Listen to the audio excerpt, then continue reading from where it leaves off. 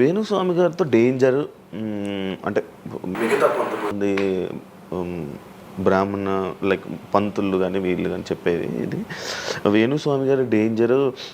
ఆయన్ని ఒకవేళ ఏమైనా అంటే మళ్ళీ ఆయన పూజలు చేసి మనం నాశనం అయిపోయేలా ఇది కూడా ఆయన చేయగలడు, పవర్స్ ఉన్నాయి. నమ్ముతున్నట్టే కదా, అంటే నాకు వర్తుందనే కదా. అలా అలా అర్థం కాదు, వర్తున్నట్టే కదా. ఇప్పుడు వర్త్ లేకపోతే ఫీల్ కావాలి, భయపడుతున్నారంటే నమ్ముతున్నట్టే కదా. సబ్జెక్ట్ ఉందని నమ్ముతున్నారు కదా. ఓకే ఓకే, పవర్స్ ఉన్నాయి, పవర్స్ నమ్ముతున్నారంటే సబ్జెక్టే కదా. అది తప్పేం లేదే దాంట్లో, దాని తప్పేం లేదు కదా. అంటే నా దగ్గర పవర్స్ నమ్ముతున్నారు కదా, ఇట్ ఈస్ ప్రూవ్డ్ కదా. నేను అనే పాయింట్ ఏంటంటే నేనేదో జనాల్ని ఉద్ధరిస్తా, నేనేదో జనాలకు పూజలు చేసి వాళ్ళను మంచి చేస్తా అనుకున్నప్పుడు ఫస్ట్ అడిగే క్వశ్చన్ ఏంటంటే రేపు ఇచ్చినాయాలా నీకు వచ్చిన సమస్యల్ని క్లియర్ చేసుకోరా అంటారు ఫస్ట్. మరి నా సమస్యలను క్లియర్ చేసుకుంటా కదా, లాజికా కాదా? చేస్తారా నిజంగా? నేను అడిగే పాయింట్ మీకు అర్థం కాలా? అర్థమైంది. నేను చెప్తున్నది ఒకటి, నీకు అర్థమవుతున్నది ఏమంటున్నా. నాకు న్యాయపరమైన చిక్కు వచ్చినప్పుడు దాని నుండి బయటపడడానికి నేను పూజలు చేసుకుంటానా చేసుకోనా? మరి వాటి ద్వారానే కదా నేను జనాలకి. ఇప్పుడు నీకేదన్నా ప్రాబ్లం వచ్చి రేపు పొద్దున వేణుస్వామి గారు నాకు ఈ సమస్య వచ్చింది అంటే సమస్య మీరు ఎప్పుడు నమ్ముతారు? నన్ను మీరు చేశాక అది మీరు నేను బయటపడ్డప్పుడు నమ్ముతారు. అదే మీ సమస్యల నుంచి మీరు బయటపడ్డాక జనాలు నమ్ముతారు. అర్థమైంది. బట్టతల పెట్టుకొని నేను వెంట్రుకలు మొలిపిస్తాను టీవీలో యాడ్ ఇస్తే అమనాబూతులు తిడతారు. అరే నీకే గుండు మీద ఎంటికలు లేవు, నువ్వేం మొలిపిస్తావురా అని. అట్లనే నేను కూడా నా స్టామినా ఏందో జనాలకు తెలియజెప్పాలి అంటే నేను నా సమస్యల నుండి బయటపడ్డప్పుడే కదా ఎదుటి వ్యక్తికి చేసే రైట్స్ నాకు ఉంటాయని చెప్తున్నా. అంటే ఇప్పుడు మీకు వచ్చిన సమస్యల నుంచి మీరు బయటపడ్డానికి మీకు మీరే పూజ చేసుకున్నారు. ఎందుకు చేసుకో? నా జాతకాన్ని నేను విశ్లేషించుకుంటా కదా. ఇప్పుడు నాకు వచ్చే సమస్య నేను అనుకోను, బట్ నేను సమస్యలు వస్తే వాటిని క్లియర్ చేసుకోవడానికి నాకుండే రెమెడీస్ నాకు ఉంటాయి కదా. మీరు చేశారు ఆ పూజల్లో ఎవరైనా నష్టపోయారా? ఎవరినైనా? ఎవరిని నేను అనేది ఏంటంటే మనం బాగుండాలని కోరుకుంటాం. ఇంకోటి ఏంటంటే ఫస్ట్ నేను శత్రువుగా భావించాలి కదా. నేను అంత దూరం ఆలోచించాను. నేను ఎదుటి వ్యక్తిని శత్రువుగా ఎప్పుడు భావిస్తా అంటే వ్యక్తిగతంగా వచ్చి నన్ను కొట్టినప్పుడు నేను భావిస్తా. అంటే నా గురించి చెడుగా మాట్లాడడం అనేది నాకు శత్రువు కాదు. ఎందుకంటే వాళ్ళ వృత్తి అది, వాళ్ళ వృత్తి అది. బోల్డ్ మంది మాట్లాడతారు అందరితో, అందరు శత్రువులు. నేను అదే అంటున్నాను. ఇప్పుడు ఇదే వీడియో కింద మళ్ళీ పెడతాడు ఎవడో, మళ్ళీ వచ్చిన వారా పంది అని పెడతాడు. ఇప్పుడు నేను వాడిని వాడిని ఇల్లు ఎత్తుక్కుంటూ పోవాలా? నేను వాడిని ఇల్లు నాకు కనీసం లక్షల్లో క్లయింటేల్ ఉంటుంది. ఈ వీడియో కింద తిడితే మహా తిడితే ఒక 10 మంది తిడతారు. ఈ 10 మంది అలవాటు అయిపోయి, అలవాటు కాదు, కలియుగ ధర్మము. నేను చాలా ప్రాక్టికల్గా ఉంటా. నేను చాలా లేకపోతే ఎంత దమ్ము ఉంటే ధనిష్టల నేను వచ్చి మందు తాగుతా, నాన్ వెజ్ పెడతా అని చెప్పుకోవాలంటే చాలా విషయం ఉండాలి, మామూలు విషయం కాదు. ఈ కమ్యూనిటీలో తట్టుకోవాలి. అందుకనే నేనేమంటున్నా, ఒక బ్రాహ్మడు అనగానే ఇప్పుడు ఉదాహరణ ఒక పెద్ద పూజారు ఉన్నాడు ఏ గుడికి, ఆ పెద్ద పూజారిని టార్గెట్ చేయాలంటే ఫస్ట్ టార్గెట్ చేసేది నాన్ వెజ్ తింటాడు, లిక్కర్ ముట్టుకుంటాడు అని చెప్తారు. అందుకని నేనే నా బట్టలు ఇప్పేసుకుంటున్నా. అవకాశం లేదు అంటే నేను ఆల్మోస్ట్ ఆల్ అండర్వేర్తో సహా అన్ని ఇప్పేసిన. ఒకవేళ నేను అండర్వేర్ ఉంటే అదే అన్న లాగుదామని ఎవడో వస్తుండే, నేను అది కూడా ఇప్పేసిన. ఇంకేముంది నా నాయన నన్ను ఇప్పడానికి? నా దగ్గర ఏం లేదు కదా. ఇప్పుడు నువ్వేమైనా కొత్తవి చూపిస్తే ఏం చూపిస్తావు? నువ్వేం చూపిస్తావు? సుప్రీంకోర్టు ఇచ్చిన ఆర్డర్ ప్రకారం నేను వేరే అమ్మాయితో పడుకున్నా, అమ్మాయితో ఇష్టంతో పడుకుంటే అది కూడా నాకేం తప్పు లేదు. ఇంకా నువ్వు నాకు ఏం చూపిస్తావు? నేను ఎప్పుడన్నా నేను సామాజికానికి వ్యతిరేకంగా చేసినప్పుడు, శాస్త్రానికి వ్యతిరేకంగా చేసినప్పుడు నువ్వు నా గురించి వ్యతిరేకంగా చూపిస్తావు. అంతే తప్ప నా దగ్గర ఏమున్నాయని చూపిస్తావు? నేను చచ్చే వరకు చూపించలేవు. నేను నన్ను బొందబెట్టే వరకు, నన్ను తగలబెట్టే వరకు నేను తప్పు చేసినా చూపించలేవు.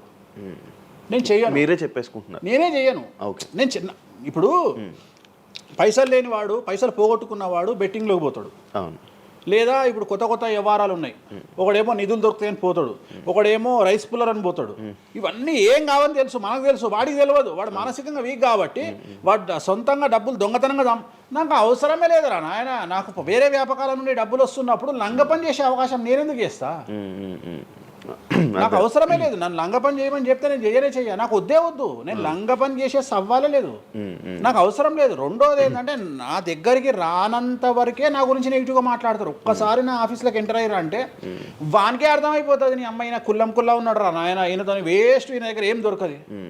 రెండవది, ఇవాళ ఎక్కడ పడితే అక్కడ కెమెరాలు పెట్టుకొచ్చేటువంటి స్థాయిలో ఇది మనకు సైన్స్ పెరిగింది. ముక్కు పుల్లలు కూడా పెట్టుకొస్తారు, చెవు కమ్మలు కూడా పెట్టుకొస్తారు. నేను లంగ పని చేస్తే కూర్చొని 2 నిమిషాలు దొరకబట్టి టెలికాస్ట్ చేస్తారు. కానీ మాటలు ఉన్నాయి, క్లారిటీ సాక్ష్యం లేదు. ఇక మరి ఏం చేస్తా నేను? పోనీ నేను అందరిలాగా దాచిపెట్టే మనిషిని కాదు, దొంగతనంగా లంగపానంగా డోర్లు అన్నీ కుల్లా ఉన్నాయి. మీరు ఎక్కడికొచ్చినా మాట్లాడి నా ఆఫీస్లో ఏమైనా చేయండి, ఓపెన్గా పూజలు చేస్తా. ఇంకొకటి వేరేటోడు పెట్టే కానీ నేనే పూజ పెడుతున్నా. ఇంకోటి 2 బాటిల్ కూడా నా చేతిలో పట్టుకొని అమ్మవారికి నైవేద్యం చేస్తున్నా. పోనీ నేను బాటిల్ దొంగతనంగా ఇది మందు బాటిల్ కాదు అని చెప్తలేను. Blue label bottle, royal salute bottle నేనే పోసి మరి అమ్మవారికి నైవేద్యం చేస్తున్నా. ఇంకా ఎక్కడనే దాపరికం ఉంది. ఇంకా బాటిల్స్ కూడా కాస్ట్లీ, అంటే పెద్ద పెద్ద గెస్టులకే అవి పెద్ద వాళ్ళ విఐపి రేంజ్ని బట్టి పెడతాం. రాయల్స్ నార్మల్ వాళ్ళు వస్తే వాళ్ళకి తగ్గట్టి వాళ్ళ ఇష్టం. ఇప్పుడు ఉదాహరణ ఇప్పుడు బాలయ్య బాబుకి చేస్తే మ్యాన్షన్ హౌస్ పెడతాం. కొంతమంది ఎన్ఎస్సి అంటే ఇప్పుడు ఉదాహరణ వాడు మొన్న ఎవడో విమర్శిస్తుండు నన్ను. మొన్న ఎవడో ఆయన లారీ కళ్ళద్దాలు పెట్టుకుంటాడు అని ఒక జ్యోతిష్కుడు నన్ను విమర్శిస్తున్నాడు. అంటే అరే లారీ కళ్ళద్దాలు అది కొనాలంటే కాశీ దాకా దేకాలి.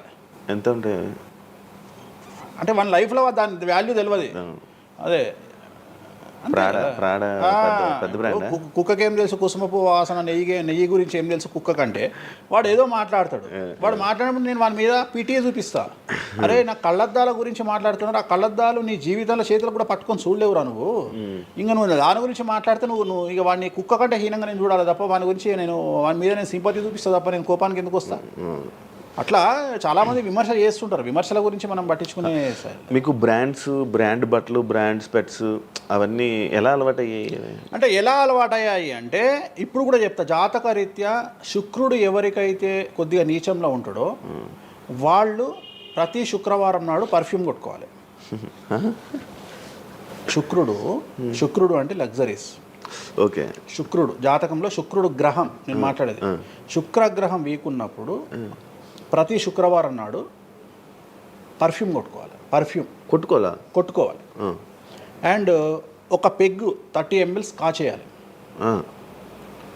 తాగుమని చెప్తే వేణుస్వామి చెప్పిండు కదా అని ఒక ఉద్యమంలాగా తాగొద్దు. ఒక 30 ml స్కాచ్ తాగాలి. అట్లా ఒక 3 నెలలు చేసిన తర్వాత డెవలప్మెంట్ ఏందో మీకే కనిపిస్తుంది. మళ్ళీ వేణుస్వామి మందు తాగేమన్నాడు అని కాంట్రవర్సీ కావచ్చు. డాక్టర్లే చెప్తారు. 30 ml తాగితే హార్ట్కి మంచిది, బీపీకి మంచిది అని చెప్తారు. కానీ డాక్టర్ల పేరు అడ్డం పెట్టుకొని కుంభాలు తాగుతారనే భయానికి డాక్టర్లు చెప్పరు, ఆపేశారు. 30 ml అనేది చాలా మంచిది. బట్ నేను రోజు తాగమంటలేను. శుక్రవారం నాడు మాత్రమే. అది కూడా శుక్రుడు నీచంలో ఉంటే, శుక్రుడు 6వ ఇంట్లో, 12వ ఇంట్లో, 8వ ఇంట్లో ఉన్న శుక్రుడి మీద శని దృష్టి ఉన్న జాతకరీత్యా మీరు శుక్రవారం నాడు 30 ml పెగ్గు తాగండి నైటు. అది కూడా ఫ్యామిలీతోని మహమ్మద్ రఫీ పాటలు పెట్టుకొని, ఏఆర్ రెహమాన్ పాటలు పెట్టుకొని, ఇళయరాజా పాటలు పెట్టుకొని ఆ పెగ్గు తాగి ఆ పాటలు ఎంజాయ్ చేసి పండుకోండి హ్యాపీగా. సో మీ లైఫ్ ఎట్లుంటుందో చూడండి. నేను మాట్లాడేది వ్యాపారమో ఇతర ఉద్యోగం చేసే వాళ్ళ గురించి కాదు. ప్రత్యేకించి 100 రూపాయల దగ్గర 1,00,000 రూపాయలు సంపాదించగలిగి రియల్ ఎస్టేట్ వ్యాపారులు, వ్యాపారస్తులు, పొలిటీషియన్స్, పెద్ద వాళ్ళ గురించి మాట్లాడుతున్నాను. టీచర్లు, అటెండర్ల గురించి నేను మాట్లాడతలేను. టీచర్ ఎంత తాగినా తాగుడు మిగులుతుంది తప్ప పైసలు రావు. ఎందుకంటే ఆయన జీతం అంతే కాబట్టి. సో ఎక్కడైతే పెరగడానికి ఆస్కారం ఉంటుందో వాళ్ళ గురించి మాట్లాడుతున్నాను. సో ఇది కూడా మంచిది రెమెడీ. సో ఇలాంటి రెమెడీలు చెప్పాలంటే వేణుస్వామి చెప్తాడు కానీ వేరేటోడు చెప్పాడు. ఎందుకంటే వాడికి భయం, మందు తాగమంటే తప్పు. అరే మందు తాగమంటే తప్పు అయితే మందు యాడ్ ఎందుకు వస్తుంది, మందు ఎందుకు తయారు చేస్తారు?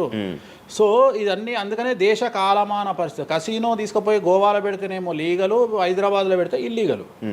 సో నేను దేశ కాలమాన పరిస్థితులు అందుకనే చెప్తున్నా. దేశ పరిస్థితులు అంటే గోవాలో యాక్సెప్ట్, గేమింగ్ యాక్ట్, ఇండియా హైదరాబాద్లో యాక్సెప్ట్ కాదు. సో అదే చెప్తున్నా. ఒక దగ్గర విడాకులు అనేవి ఇండియాలో కష్టము, అమెరికాలో ఈజీ. అమెరికాలో 10 విడాకులు తీసుకున్నా ఎవడు పట్టించుకోడు. సో ఇవన్నీ కామన్. ఒకప్పుడు ఒక పెళ్లి చేసుకో, 2వ పెళ్లి అనేది చాలా పెద్ద విషయం. ఇవాళ తెలుగు సమాజం కానీ ఎంత గొప్పదైపోయిందంటే 5వ పెళ్లికి కూడా శుభమా అంటూ 5వ పెళ్లి అంటున్నారు. కాబట్టి చాలా వైడ్ రేంజ్ ఆఫ్ థింకింగ్ అనేది మారిపోయింది. కాబట్టి వేణుస్వామి కూడా మారిండు దాంట్లో. సింపుల్ అంతే.